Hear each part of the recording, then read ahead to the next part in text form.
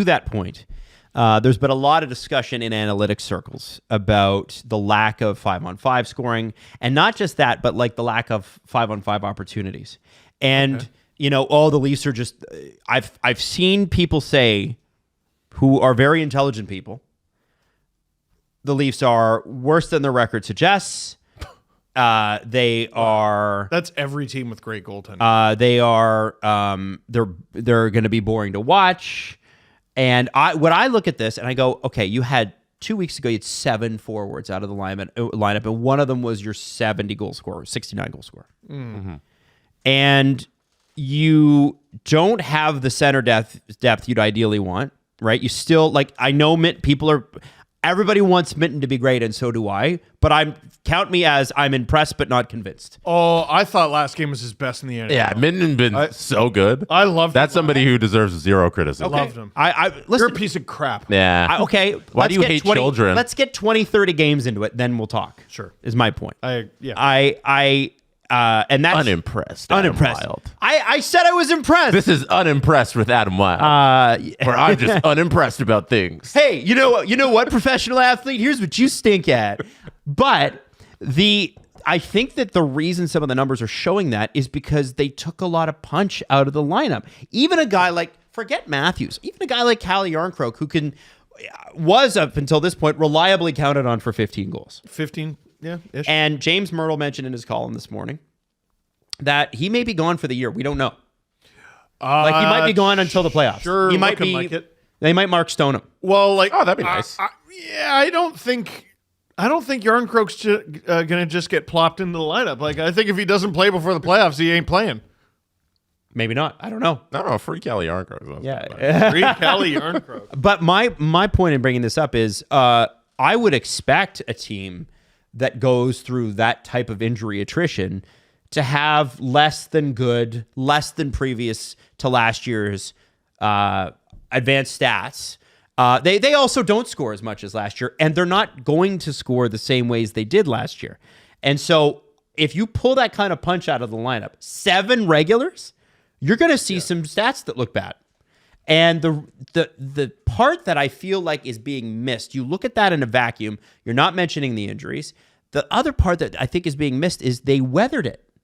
They won. They still found a way to win, specifically when Matthews was out.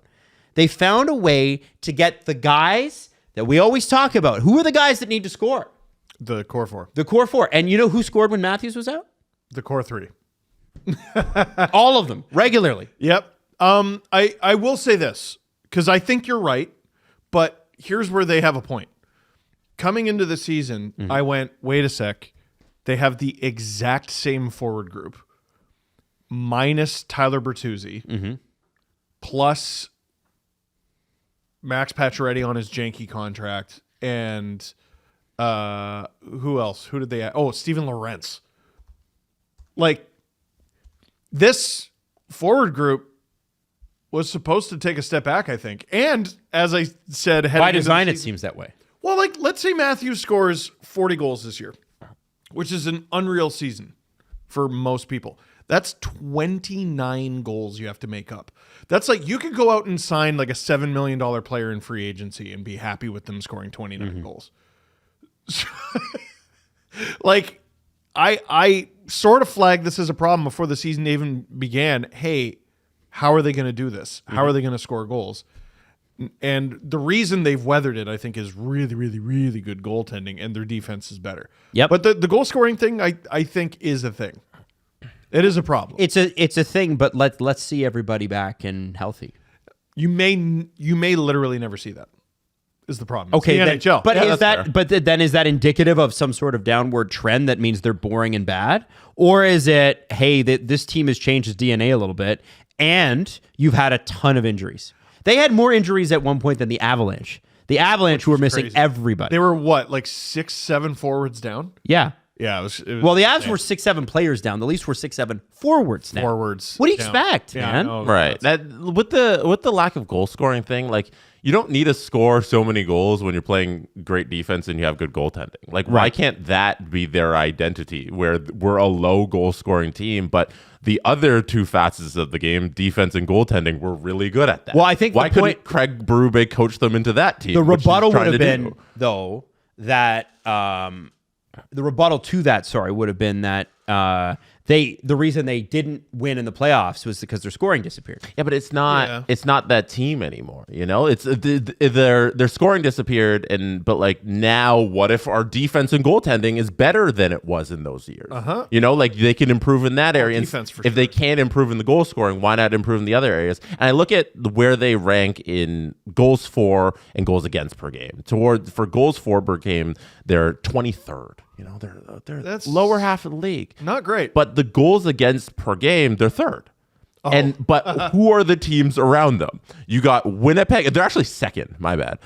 It's Winnipeg in first, Toronto in second, and then the other teams are the Kings and the Wild. So you're just surrounded by the top teams in the NHL because this is how they're all playing hockey, because this is the most successful way to play hockey. I think it's because they're bad. So the Leafs are playing a winning brand of hockey that puts them in the same category as the best teams in the league, but we're upset with how they're playing. I think that can people so would claim rarely- that they're not going to stay there. Oh, no, okay. Like, no, they're All right. okay. They're not gonna be bad at goal scoring all the time.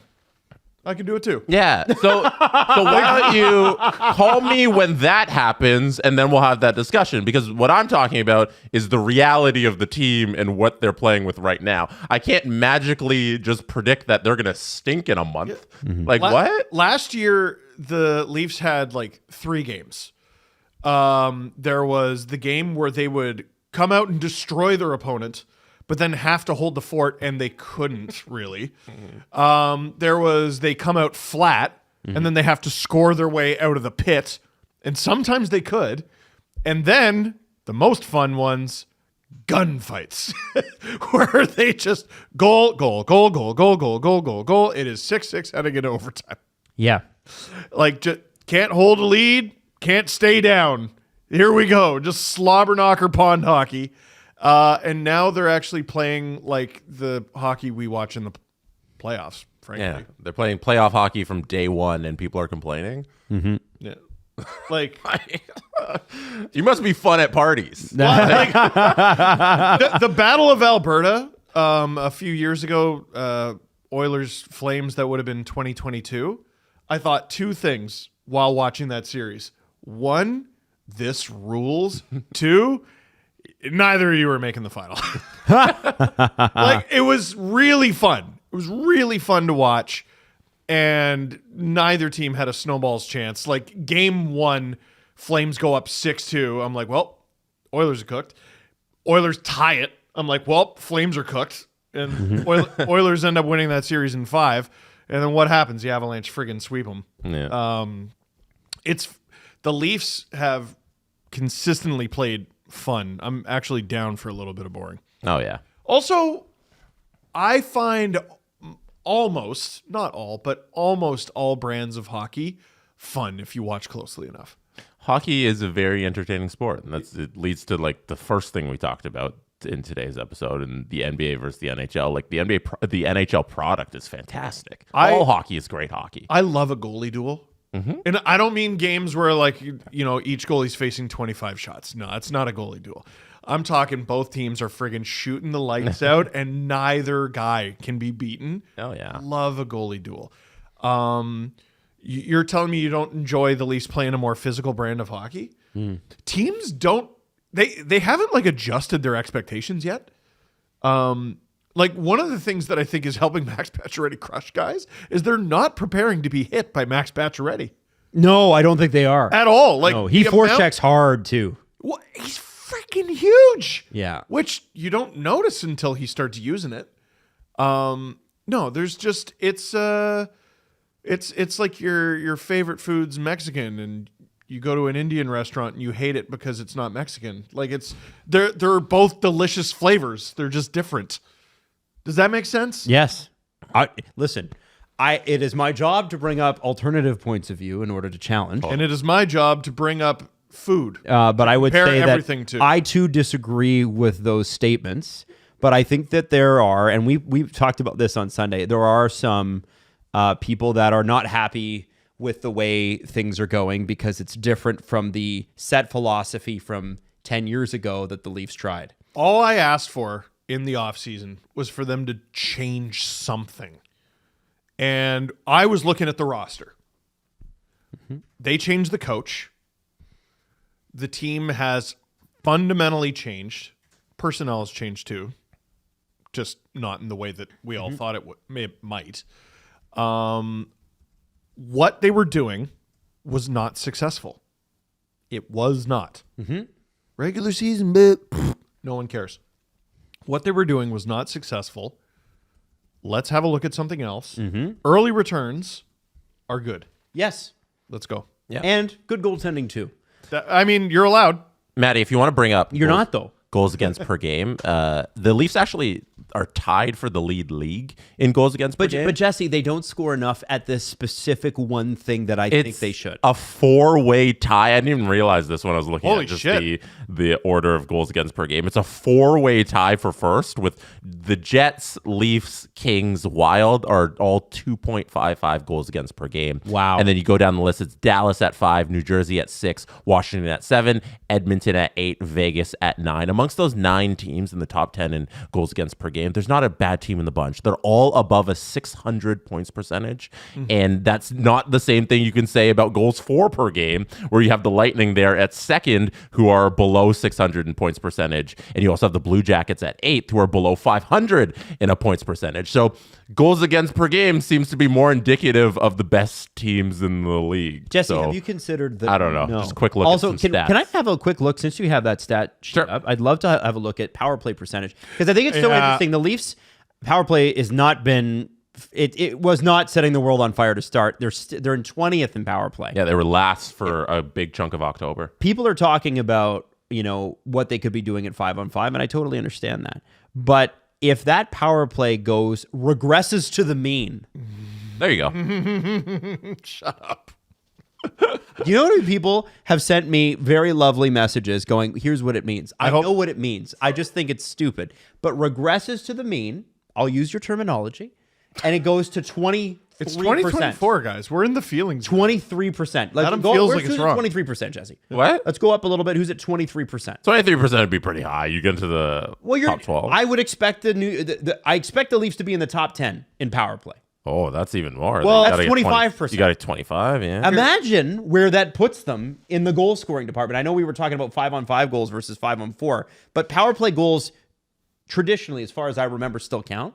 And if you have an improvement in that area, even more than the Leafs already have, and they had a really good November power play, and so far it's been okay in December.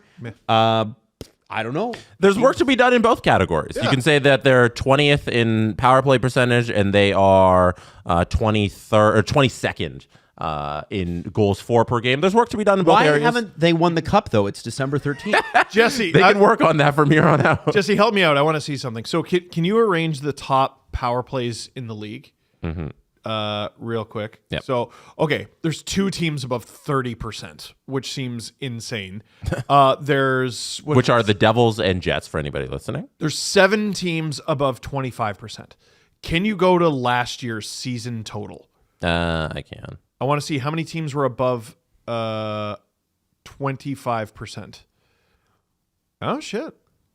More than I thought. 4. There's top 4, yeah. None were above 30, though. Tampa, Carolina, New York, Edmonton were all 26 and above. So it's reasonable to believe, and like middle of the pack is still. Leafs like were 24 high last year. Yeah. Oh wow, there you go. Right there, 7th place. So power play percentage. regress to the mean. And it didn't friggin' help in the playoffs, did it? Well, I mean, Matthews and Matthews and Nylander were out for part of that too. I give them that.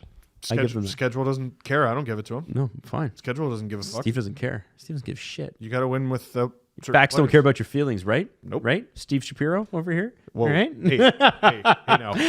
24%. I think the Leafs. I think that's achievable for these Leafs. I do. Yeah, And then they get more goals per game. like from here on out.